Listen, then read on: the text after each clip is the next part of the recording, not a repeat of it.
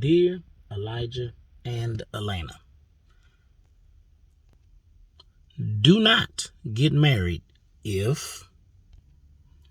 Before I continue, again, this is the Operation Fatherhood channel, building fathers or help building up fathers since 2016 and the next generation. Please like, subscribe, and share, and leave a comment. So Elena and Elijah, please do not get married if you have doubts. Now, what do I mean by doubts? We all have doubts starting off in marriage. Or not we all, but many of us, have doubts, right? I always encourage premarital counseling. But on the day of, or before that day, or the day, or even the day of, really, really make sure that you do not have any doubts when it comes to your marriage.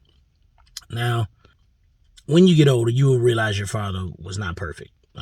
And is not perfect. Not perfect in marriage, not perfect at all. Try to work at marriage, but just not perfect at it. But there are some things that you learn that you realize that are very, very important factors to making it last, making it healthy, and things of that nature. One being making sure that you don't have any doubts. Here's an analogy I thought of recently.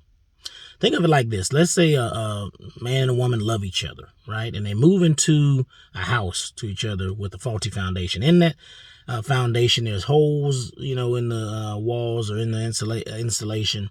And so over time, they start realizing, the wife says, man, it just seems like it keeps getting hot one day and cold another day, whichever. And he's like, well, just sometimes it may just be the weather or whichever, just throwing a blanket. But she never told him what it actually was. Like, she knew that there were issues with the walls and the insulation, but he did not know. That's what I should have said in the beginning, right?